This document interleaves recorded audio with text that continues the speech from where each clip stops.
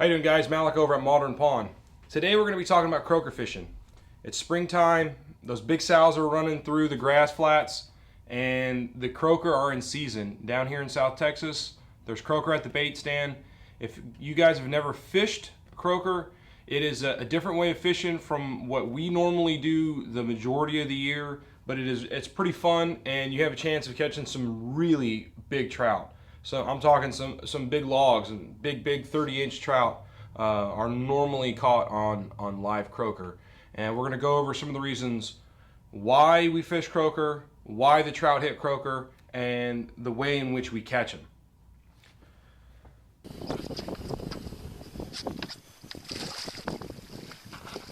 Good looking fish. Oh! Get it? Alright. Damn, son! That's mamacita. Croaker fishing, undisclosed location. The first thing we're going to talk about is why fish a live croaker. A live croaker is not just a food source for trout. It's not like fishing a dead cut bait, a live shrimp, or anything like that. I mean, cut crab, any of those kinds of things that people fish for inshore species.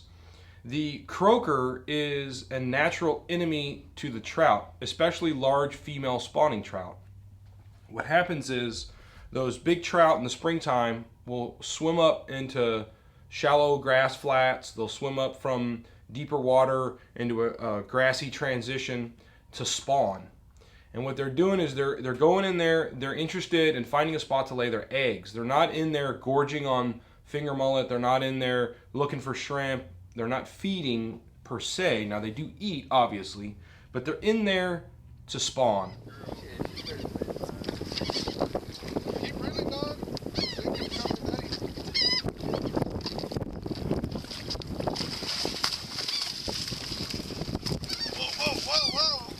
Take it easy, big girl. Well, that's definitely over. Wow, dude, that's a great looking trout. Croaker are natural enemies to the trout. They eat trout eggs. Female trout know this. If a female trout is in a grass flat looking for a place to spawn, or she's currently spawning, putting eggs here, putting eggs there, and she hears a croaker making his little croaker noise. That's why we call them a croaker, is because they grunt. They make a little grunting croaker noise. If she hears that, she will come to that fish. They will bite that fish. They will grab a hold of that fish if they're hungry or if they're not hungry. It really is almost irrelevant if they're feeding or not. They're in there to drop those eggs, and they're protecting those eggs. So the croaker bite on it from a trout is generally a defensive bite, not necessarily an opportunistic feeding bite.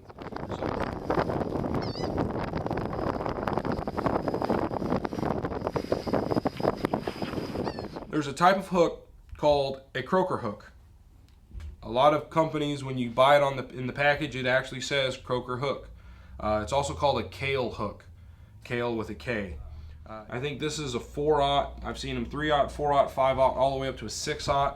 I will carry a couple of different size croaker hook depending on how big the average croaker is that we get from the bait stand. Sometimes you get these croaker and they're like 6-inch croaker, and sometimes you get them in their 2-inch croaker. So we normally size this style of hook to the appropriate size croaker that are in the live well. Sometimes you get a mixed bag. The 4/0 croaker hook seems to work, cover everything, cover all our bases. I generally throw 30-pound fluorocarbon.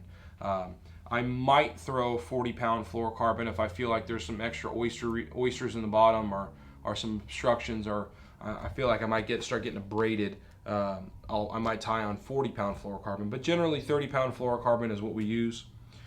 These right here are just basic egg weights, sliding egg weights. These are faceted glass beads. You don't have to necessarily get the faceted ones. You don't necessarily have to get red.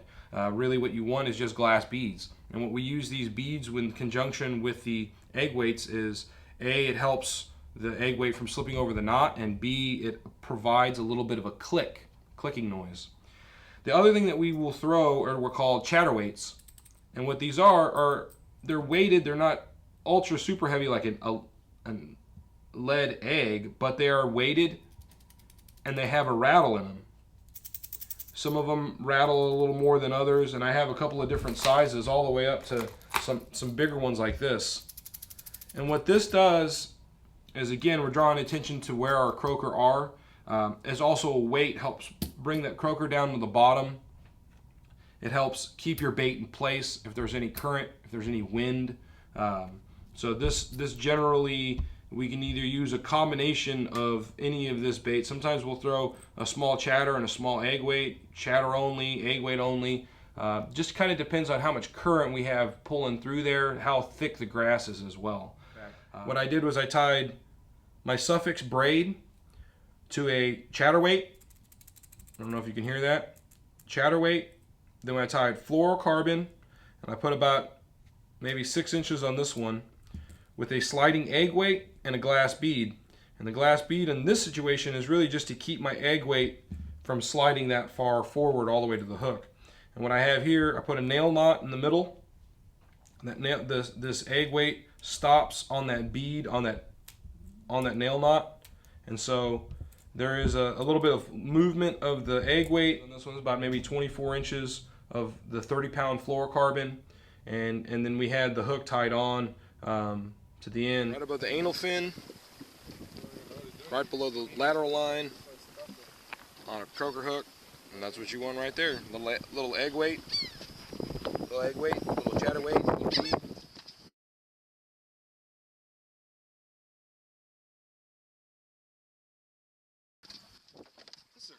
Spinning reels versus bait casters. Both can work, both have their advantages. Spinning reels, we use spinning reels and bait casters. There's another type of reel that's kind of a blend of the two. It's called a bait runner spinning reel. It's a spinning reel that has a bait runner function on it. The real advantage to bait casters is the fact that you can open the spool very quick and easy with the push of the thumb button. The opening of the spool, what that does is it allows that trout to take the croaker. You can push that button and the line will peel out with little, almost no resistance.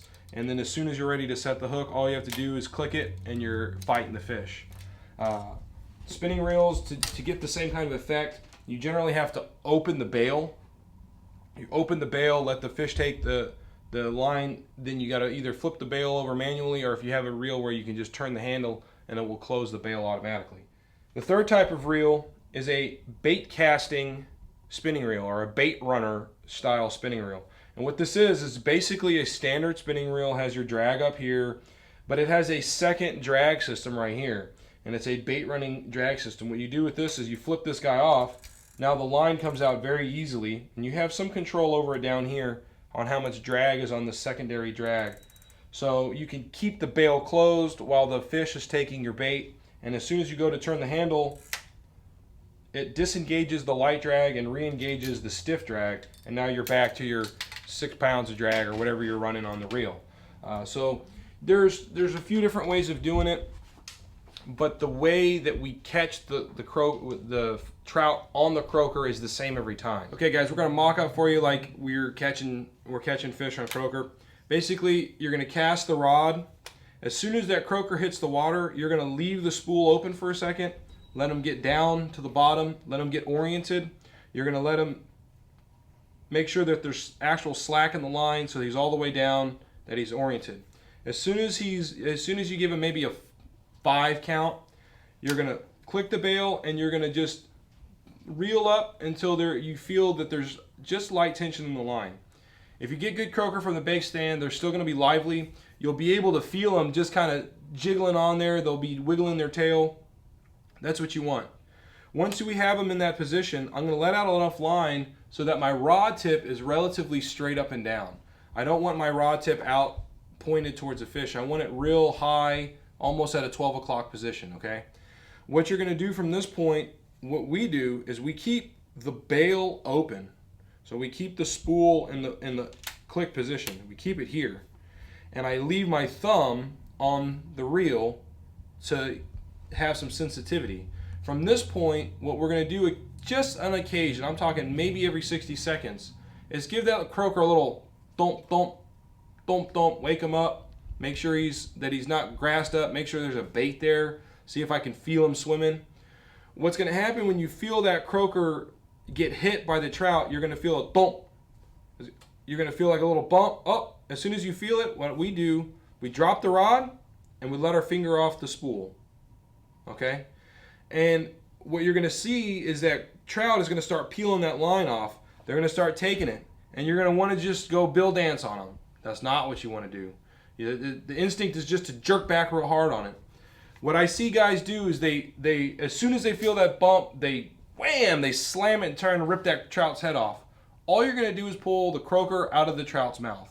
What that trout is doing, he's biting that croaker, normally on the belly or the back, and he's going to swim, and then he's going to move the croaker around until he gets a head first and eat it. So you got to give him some time. And sometimes you need to give them lots of time. I've had times where the guys that were given like 10 counts were catching the fish, and then sometimes, you know, they're picking them up and they're swallowing them real fast, and you'll know because they'll take off real hot and heavy. And even if you give them a little line, you'll still catch them. So you're going to let them take that 5 count off there. Then all we're going to do is we're going to click the bail and just lift up. And they should be on there, because if he's pulling line, there's tension on that line. So I don't need that wham and slam them real hard. All you're going to do is, if they don't have it properly positioned in their mouth, you're just going to jerk it away from them. Now sometimes when you click it and lift up, you'll feel it go boom, and it'll pop out of their mouth. What do? I immediately drop the rod tip again, because that trout is now still sitting right there by that croaker. There's many times they'll come right back and pick it up again. So if you feel it again, they picked it up again, let them out, let them take that line, give them a good 10 count, click it over, and then just set the hook like that. And you won't, if you're on the boat with us fishing, you won't see us wham falling off the side of the boat trying to set these fish as hard as we can. It doesn't take a ton of pressure to set that hook. Remember, when you look at that barb, you only got to move that barb that far for it to get set. So you don't need to jerk that hard on it. Now, if you're running monofilament, you got to set it a little harder, because all that stretch in that line isn't going to transfer to that fish until you get a good bend in that rod. With the braid, you don't need that hard set. You're a lot easier to get the set. You can see the advantage of the bait caster with the fact that you have control over opening and closing the free spool with the click of the thumb. With the spinning reel, what we do, a lot of times, if I think I'm in a good position on that croaker, I'll open the bail and I will hold it with my thumb. And as soon as I feel that hit, that thump, I'm going to let it down, make sure he's taking it, then I can open my finger. He can take it. As soon as I think he's ready, I'll just close the bail and again, just pull back up to the 12 o'clock position and start reeling. I don't need to slam them real hard. The other thing is, a lot of times you'll cast it out there, you're messing with the line, or you're doing a shake or something like that, and all of a sudden you feel that bump. If I drop that rod tip, he gets a good 7 feet of line, 6 feet of line.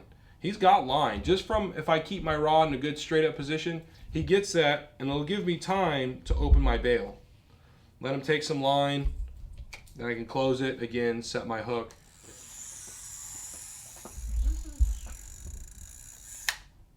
Okay, third type of reel, a bait running spinning reel.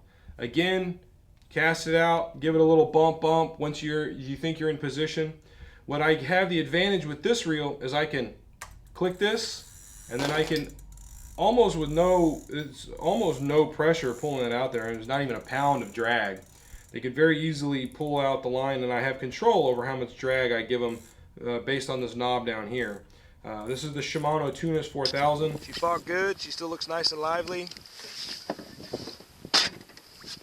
Come on. She looks still strong. Oh yeah.